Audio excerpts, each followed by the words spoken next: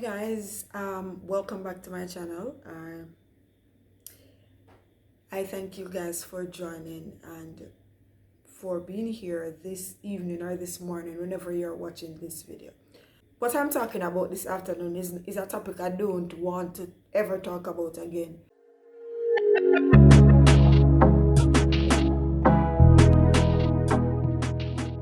I don't wish to be talking about this topic because it is too painful a topic to speak about, and it cuts too deep. So I don't want, and especially not that today is the third Sunday in a brand new year.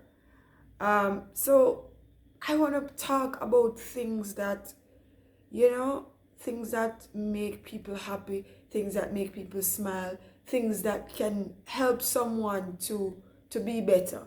Those are the things that I want to talk about. But then when some things are just glaring to you and some things are just unsettling, that you don't have a choice but to speak about it. Now, we are coming off 2 years of COVID, basically. We're almost at the end of year 2 of COVID, and we have lost so many persons, and it has been such a challenging year.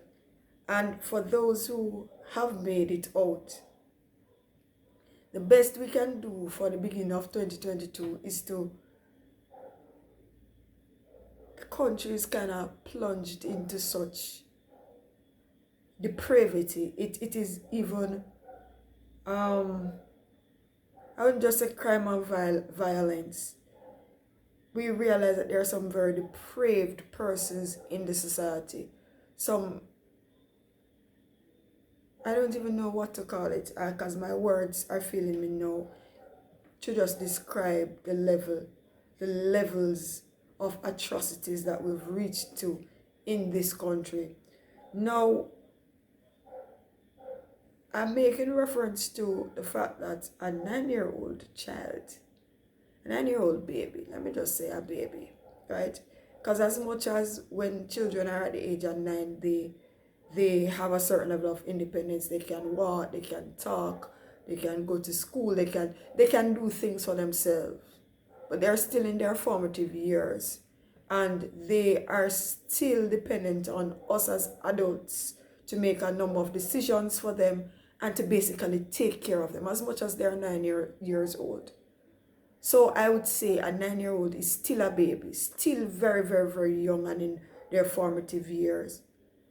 And when I can wake up to a news story that a 9-year-old is found with his throat slashed, it says something to me that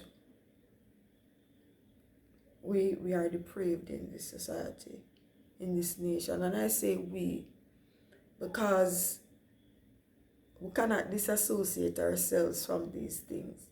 Yes, we did not commit these heinous crimes, but we cannot disassociate ourselves. Jamaica is so small. It's like most 3.5 million. So chances are we're all related in some way, shape, or form. So we can't just disassociate ourselves and say, no, this is not our child. It didn't happen in my parish, it didn't happen in my community. This is an indictment on us as a society when our children cannot feel safe. It is bad when children are caught in crossfire. It is bad. But this is even worse because when this child obviously has been targeted, right? I don't know all of the details, but all I know is that a child has been killed. It's not I don't think it's something random, but a child has been killed. And I cannot sit silently by and just think it's just something else, and it's just, cannot sit silently by. I have a 9-year-old nephew, and I think about him, the most harm you would want to bring to him is you want to wring his mouth sometimes because he speaks out of turn and he is just open to everything. But I understand fully the way he is because I was at that age and my personality was similar.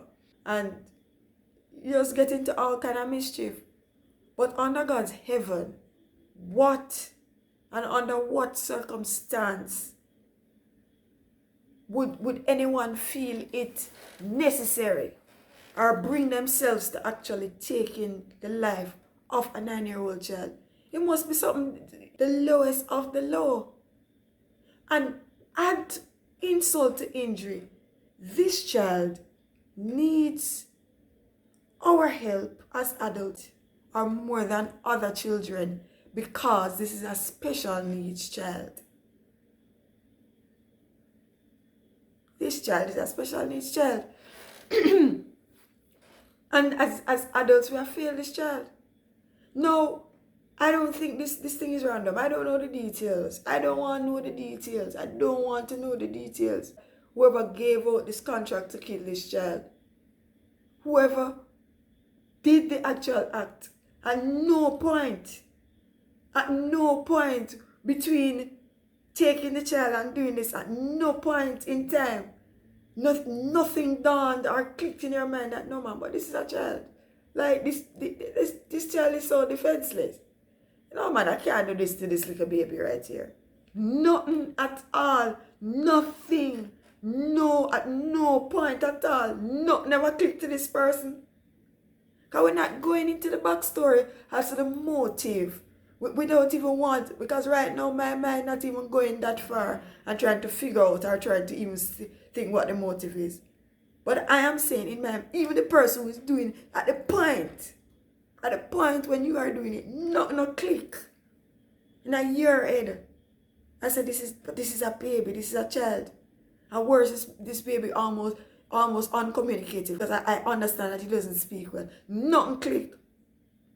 It's a sad state in this country. So many good things in this country. But the lower levels that we have reached in terms of the atrocities, in terms of the things that we do to our own brothers and sisters and our own children. It is sad. Now, the Bible did say that men's hearts will become desperately wicked. And this is evidence of this. Desperately wicked. Cannot just sit down. Yes? It's a fulfillment of the Bible and a fulfillment of prophecy. But what are we doing?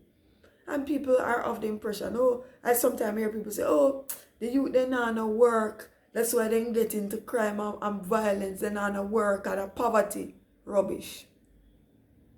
Rubbish. Because you have persons who were born dirt poor and certain things that they wouldn't even imagine doing. It has to be more than poverty. It has to be more than that. It has to be the state of the mind and the state of the heart, which has a lot to do with socialization. And even as church people, we cannot sit down. And some of us, we jump and we shout more than anything else. We jump and we shout and we speak into tongues and we prophesy and we tell people prosperity is coming to us and we have more church per square mile. But what are we teaching our children? Because we have to start with the children, We have to start with the children. Because I'm sure whoever did this act or whoever sanctioned this act was a child before. And it has to be something that took place, something gone wrong. There's a reason why people don't value life. Because it has to be that this person doesn't value life. Life is not important. So at what point do we let persons know and instill in our children who are the ones who will eventually become these deviants in society who carry out acts like these? At what point do we start to groom our children to let them know that life is valuable? It's not like on the show when this thing is fake. Life is valuable. And secondly, there is a life after death. Because some of these gunmen, I'm not even calling them gunmen. Because a lot of them are gun boys. Because when you hear the age group, they're really boys. They're really children. Or they're really young girls too. Because let us not be fooled. Some of them are involved too. They feel like, we reach 25. I don't need to reach 25. Life, if I saw it go, if me dead, I saw. Because we don't value life one. Two, they don't believe that there is a life after death, so they just feel that when it's done, it's just done so. When are we going to, how are we going to instill in persons, starting from the young ones? Because I think that the more, the ones who commit the more heinous crimes are the younger. The younger, as they get younger, as these criminals get younger, these gun boys and these gun girls, as they get younger. It's hard, because back in the day you used to hear, not that any crime is justified or sanctioned. You used to hear that bad men don't kill girls, they don't kill children, and they don't kill old women, or they don't kill women. But not go so. It's a different society and it's a different time that we're living in. I'm saying to us, I'm putting it to us.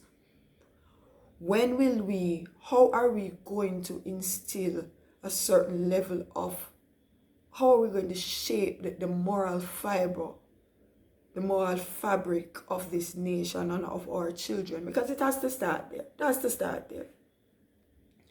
For those who have children, and for those who come in contact with children and have any influence over children, it has to start with us. Persons have to learn to love people. You have to learn to love. People can't just, sometimes we just reach a point where people are just selfish. People are just selfish. People are just cold. People are just after things, material things and money. And we get money at any cost. It don't matter who we were, who we kill, who we rob, it does not matter. We have to reach beyond the point. That point where life don't have no value. It's just anything or anything. We don't have no love in our heart and we're cold. We are cold. And sometimes when you even look, we get so desensitized and dehumanized. You see, somebody gets killed, whether it's an accident or somebody gets shot or robbed or chopped up, and people are sending the videos. And people are looking and they're feeding their spirits with these things. It no longer is appalling and shocking to some persons. Oh, a skull get blown out. A man get shot or a couple people get dead down there. So these persons, it's no longer like these persons are real. Like it doesn't matter. And it's just chilling. What is it what are we going to do? What are we going to do? I suggest to us as some of us are church people, we have to do more than jump and shout and make noise. We have to be impactful. And we have to live the word, firstly. And then we have to share and try to impact from as early as possible. Our churches can't just be business as usual. This generation needs persons who will walk with them, groom them, and show them there is another way. There is a better way than crime and violence. I'm definitely saddened. And I want us to protect our children, protect each other. Love each other, protect each other. Greatest commandment is love. So we can jump and shout and we can do whatever.